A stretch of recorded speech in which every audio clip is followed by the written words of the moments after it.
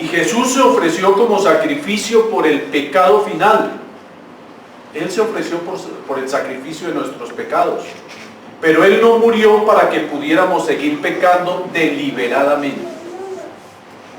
La Biblia deja en claro que no hay sacrificio por los pecados continuos, intencionales de los creyentes. Hay pecados que pueden ser más fácil tomados en cuenta por el Señor, pero un pecado que es deliberado, intencional, nosotros no podemos esperar que haya un segundo sacrificio por él. Nosotros, como este joven, no tenemos una segunda oportunidad. Él no puede devolver atrás el tiempo. Esta mujer está hospitalizada con graves heridas, le rompió el tabique, sus dientes. Fue un salvaje, y eso no tiene reversa. Él tiene que pagar por ese acto deliberado. Igual dice el Señor que nosotros pecar deliberadamente tiene unas consecuencias.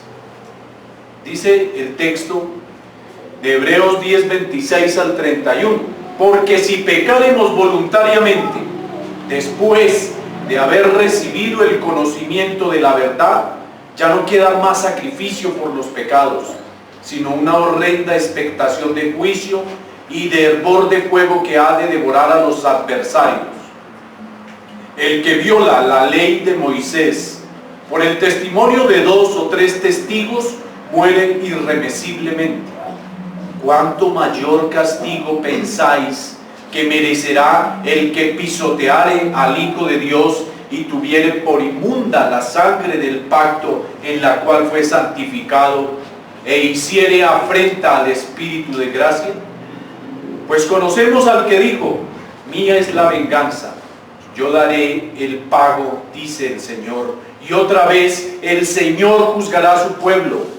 Horrenda cosa es caer en manos del Dios vivo. Este texto nos hace a nosotros pensar seriamente en cuál es la consecuencia que vamos a sufrir cuando pecamos deliberadamente.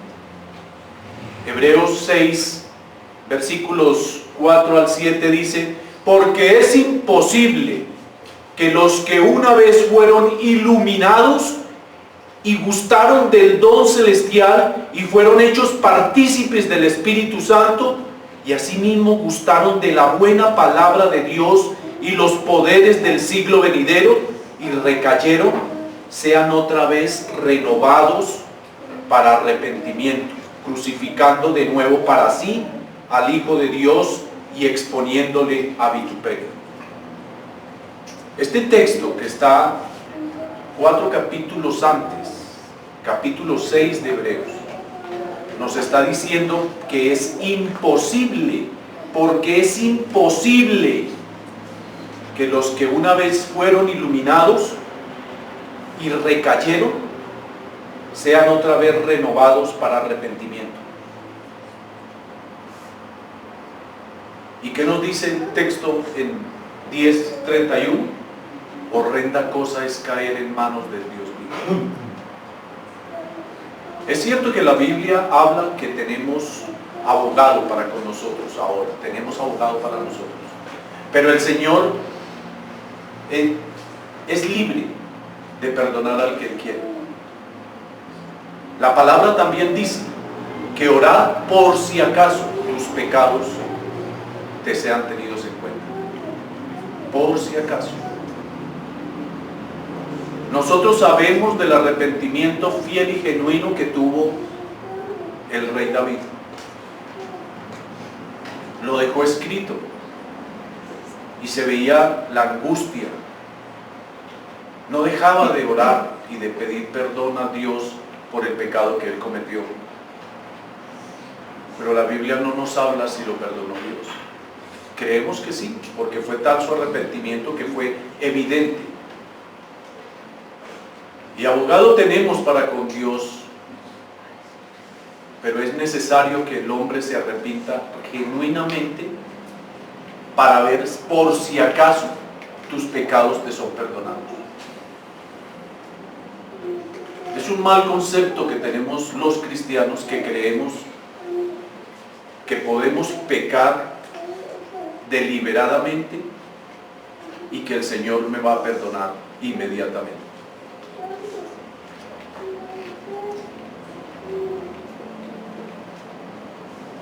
Pecar deliberadamente.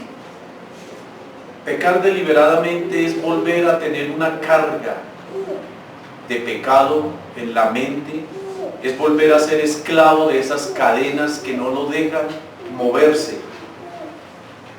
Pecar deliberadamente significa volver a caer en esa esclavitud del pecado, con una mente pesada, con las cadenas del pecado que lo sujetan y no lo van a soltar tan fácilmente. En alguna forma, el que piense que puedo pecar y con la oración del arrepentimiento estoy liberado por el Señor, puede estar equivocado, porque el pecado no es tan fácil de quitárselo de encima.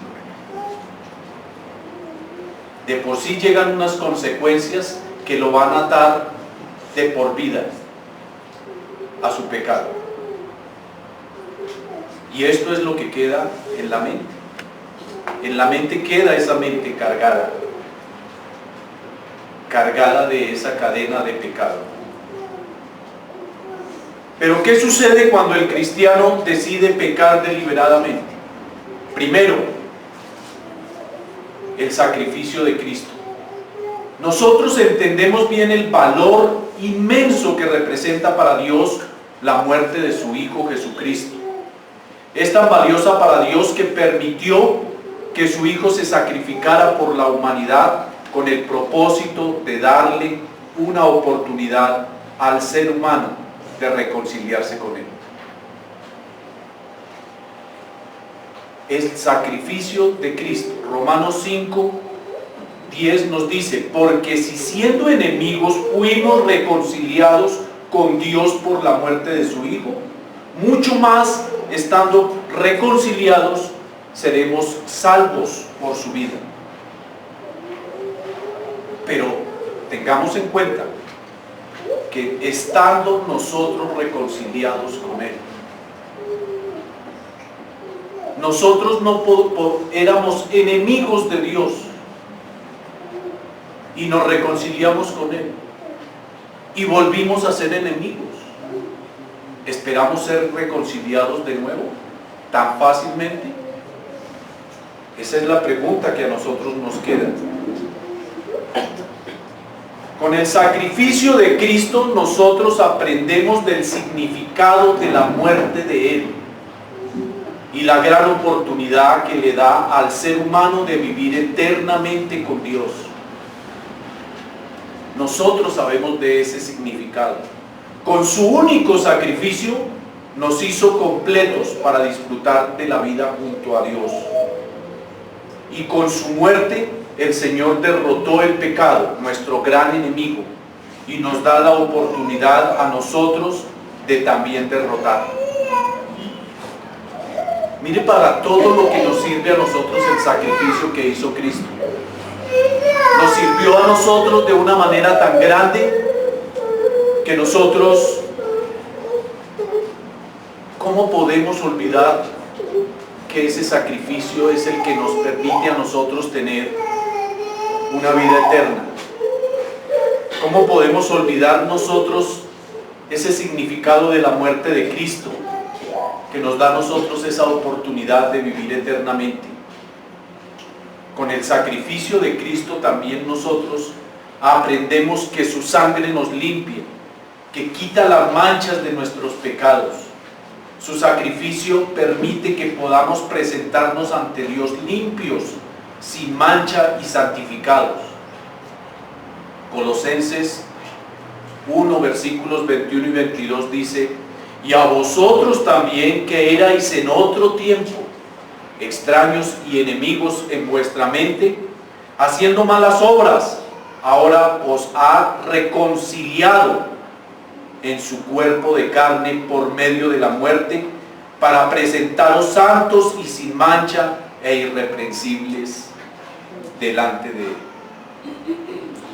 O sea que a nosotros el reconciliarnos con Cristo, el sacrificio que Él hizo, nos permite a nosotros podernos presentar santos y sin mancha delante de Él. Pero ¿cómo podemos volver a presentarnos cuando nosotros hemos sido deliberadamente pecadores? El segundo aspecto es pecar deliberadamente. La Biblia nos enseña que hay pecados que son de muerte y otros que no lo son. Primera de Juan 5, 16 y 17 nos dice: si alguno viere a su hermano cometer pecado que no sea de muerte, pedirá, y Dios le dará vida. Esto para los que cometen pecado que no sea de muerte. Hay pecado de muerte, por el cual yo no digo que se pida.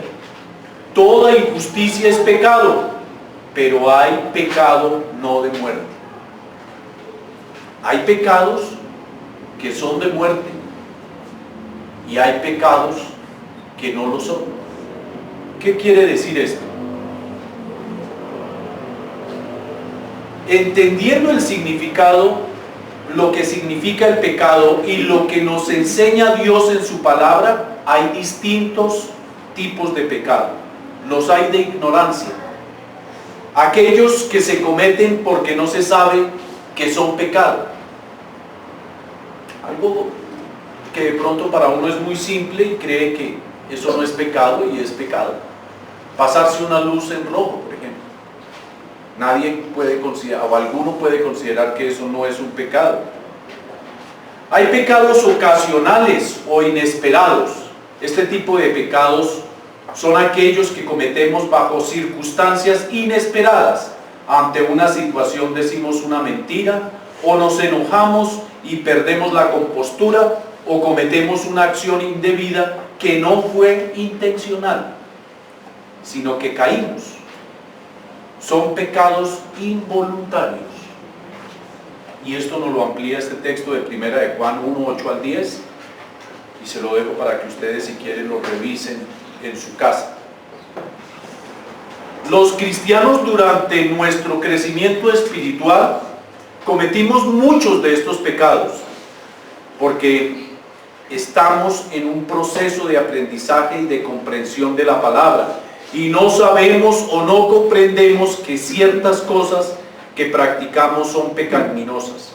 Inclusive podemos tener creencias o doctrinas que son incorrectas, pero de todo eso nos iremos deshaciendo a medida que aprendemos y maduramos espiritualmente. Hay cosas que seguramente nosotros hemos hecho que son pecados involuntarios o por ignorancia. Y en la medida en que el cristiano decide alimentarse de la palabra de Dios, de conocerla, de estudiarla, pues va a entender que hay ciertos pecados que no debía cometerlos porque forman parte de esa inmadurez espiritual. Y aunque sean involuntarios, debe entender que cometió un pecado. Y poco a poco en esa madurez lo va entendiendo. Pero hay pecados de muerte, que son aquellos que se hacen intencionalmente, cuando tenemos claro que no debemos hacerlo y lo hacemos. Tenemos la oportunidad de evitarlos, de rechazarlos y no lo hacemos, sino que cometemos voluntariamente el pecado. Hebreos 10:26 dice: si después de recibir el conocimiento de la verdad pecáramos obstinadamente, ya no hay sacrificio por los pecados. Y esta es la parte que a nosotros nos interesa conocer, hermanos. Ya no hay, dice, ya no hay sacrificio por los pecados. Y yo creo que aquí todos hemos recibido el conocimiento de la verdad completo. Dice La palabra deliberadamente dice que se desarrolla a propósito, con intención. Tiene que ver con la planificación y la intencionalidad. Eso significa pecar deliberadamente, con intención, premeditadamente, planeada, con propósito. Y ya cuando el cristiano sabe que eso no lo debe hacer y lo hace, eso es pecar deliberadamente. El texto aquí en Hebreos 10:26 quiere decir: si conociendo la verdad continuamos pecando. Eso significa. Este pecado entonces es un pecado de muerte que lleva hacia la muerte espiritual. Sabemos que nosotros no debemos hacerlo, pero aún así lo hacemos y disfrutamos haciéndolo. Porque ¿qué otra razón tendría para hacerlo, para cometer el pecado? Porque piensa que lo va a disfrutar. Primera de Juan 3:6 al 8 dice: todo aquel que permanece en él no peca. Todo aquel que peca no le ha visto ni le ha conocido. Hijitos, que nadie os engañe. El que hace justicia es justo, como él es justo. El que practica el pecado es del diablo, porque el diablo peca desde el principio. Para esto apareció el Hijo de Dios, para deshacer las obras del diablo. Si practicamos el pecado continuamente, hermanos, y no nos arrepentimos, ya no hay sacrificio. Y este puede ser cualquier tipo de pecado que se cometa deliberadamente, voluntariamente. Cualquier pecado, por pequeño que usted crea que es, si usted lo comete deliberadamente y no se arrepiente de él, ya no hay más sacrificios por el pecado. Recuerden el texto de Hebreos 6. Ese texto simplemente nos deja a nosotros atónitos. Le devuelvo para que lo podamos leer nuevamente, hermanos. Hebreos 6 nos dice a nosotros: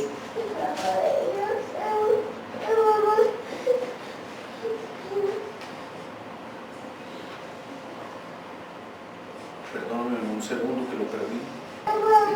Le voy a pedir el favor a Juan, se puede buscar nuevamente ahí, Hebreos 6 del capítulo 4, si lo puede leer, por favor. Es imposible, en efecto, que quienes fueron un día iluminados, saboreando el don celestial, participaron del Espíritu Santo, gustaron la dulzura del mensaje divino y experimentaron las maravillas del mundo futuro, y a pesar de ello apostataron, puedan de nuevo convertirse y renovarse. Lo que hacen es crucificar otra vez en sí mismos al Hijo de Dios y exponerlo a público escarnio. Y es que cuando la tierra embebe la lluvia que cae insistentemente sobre ella y produce plantas útiles, a quienes la cultivan es una tierra que ha recibido la bendición de Dios, pero si no produce más que cardos y espinas, es una tierra baldía, a un paso de ser maldecida, y acabará siendo pasto de las llamas. Entonces, simplemente lo que ese texto nos quiere decir a nosotros es que ya, si pecamos voluntariamente, estamos rechazando el sacrificio de Cristo a través de su muerte, y no queda otro sacrificio que nos pueda dar perdón de pecado. Cristo no volverá a morir por estas personas. Él hizo un solo sacrificio para siempre, pero los que pecan intencionalmente están despreciando ese sacrificio, como nos lo dice ese texto de Hebreos 6, del 4 al 6. También ya no hay sacrificios por el pecado.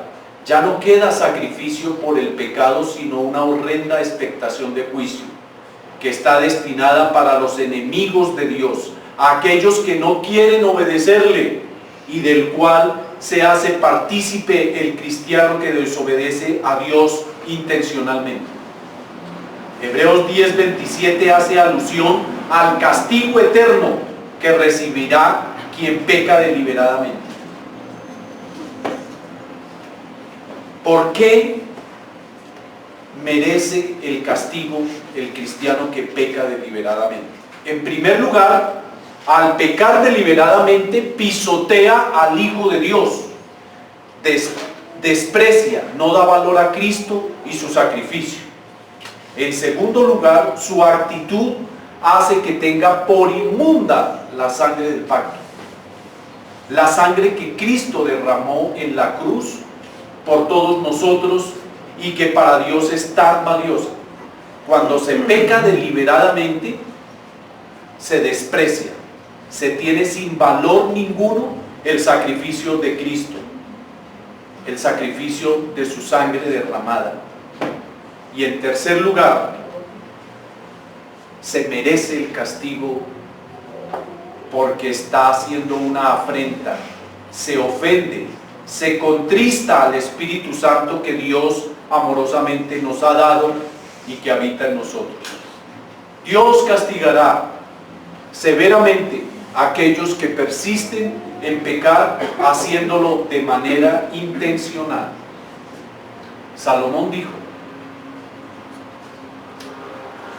sobre toda cosa guardada, guarda tu corazón, porque de él mana la vida.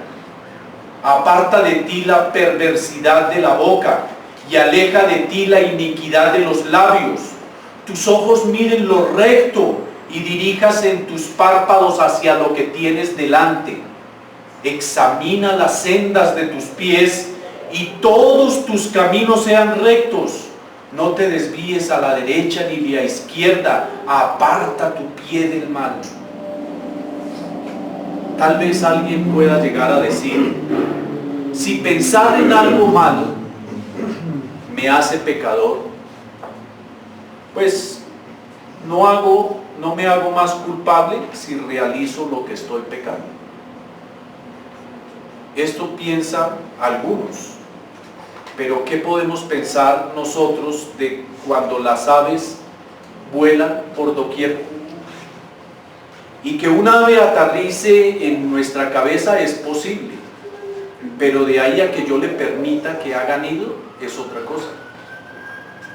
Lo primero que haría el hombre cuando una ave aterriza en la cabeza de uno es quitársela de inmediatamente.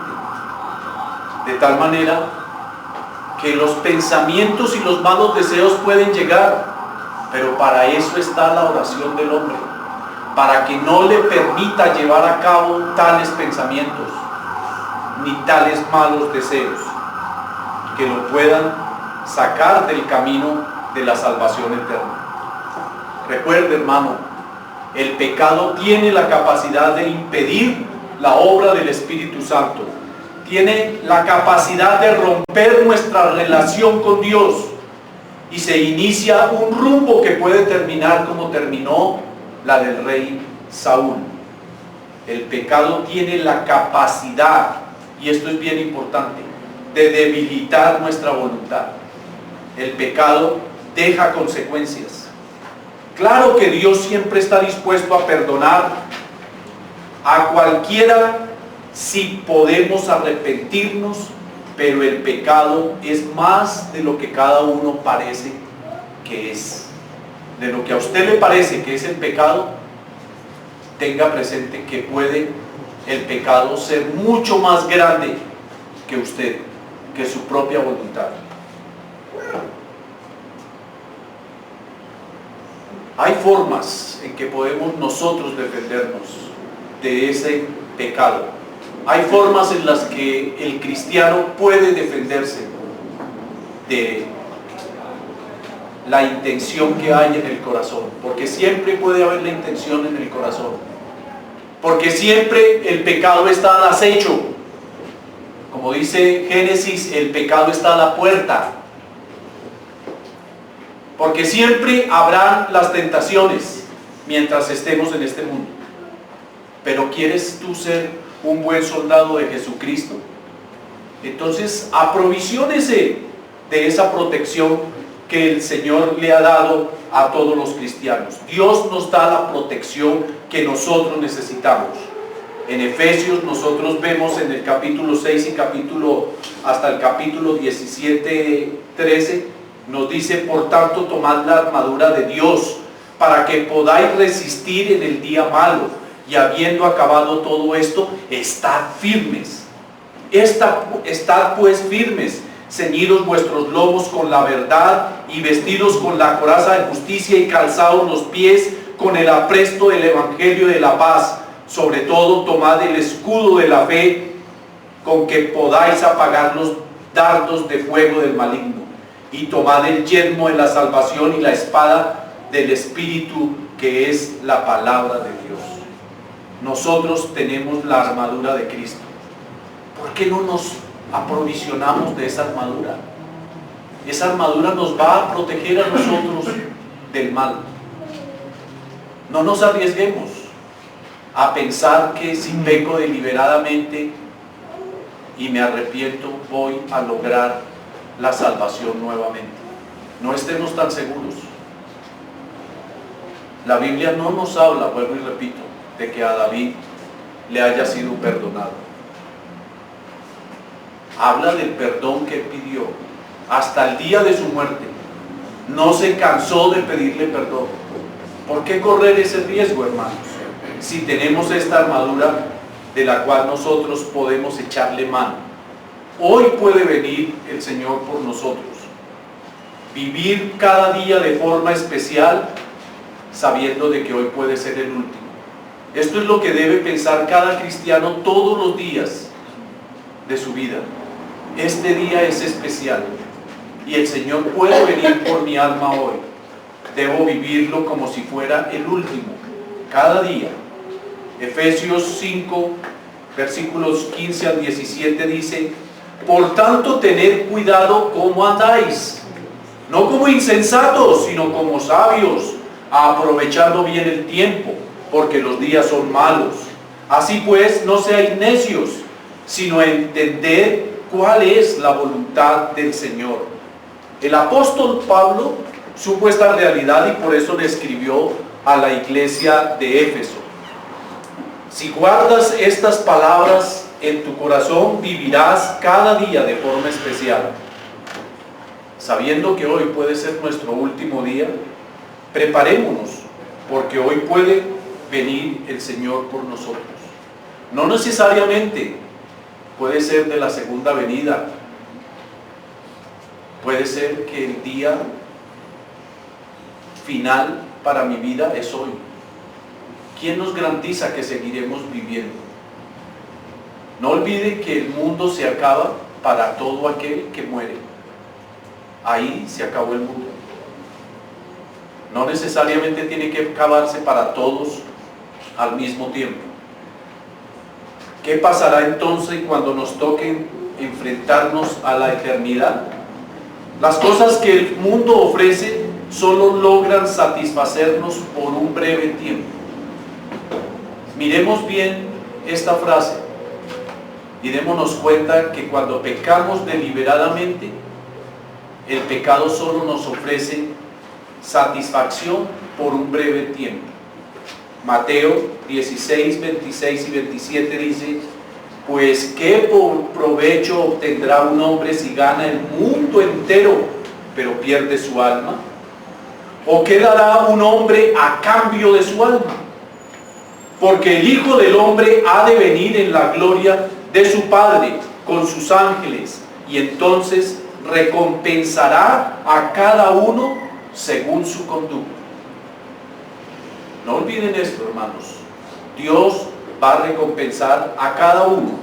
Si meditamos nosotros en lo frágil que es la vida, seguramente vamos nosotros a entender que todo lo que hay en este mundo es temporal y que esas cosas no nos van a satisfacer más que por un breve rato. La reflexión, hermanos, en esta mañana está en Lucas 9, 23 y 25. Dice así: Y decía a todos: si alguno quiere venir en pos de mí, niéguese a sí mismo, tome su cruz cada día y sígame. Porque el que quiera salvar su vida la perderá, mas el que pierda su vida por causa de mí, ese la salvará. Pues ¿de qué le sirve a un hombre haber ganado el mundo entero si él mismo se destruye o se pierde? O vives para él, o mueres sin él, o dejas todo por él, o te quedas sin nada y sin él. Esta es la reflexión, hermanos. Nosotros podemos ganar el mundo si tomamos la cruz de Cristo. Si cada día vivimos para Cristo, si cada día seguimos sus enseñanzas, si cada día estamos dispuestos a dejarlo todo por Él y vivir solamente para Él. Si hay alguno que esté buscando a Dios, considere que Dios le ha hallado en esta mañana. Solamente necesita de agua y de quien le pueda ayudar para bautizarlo. Libre al hombre desprovisto de paz, gozo y santo amor. Esto es porque no llevamos todo a Dios en oración.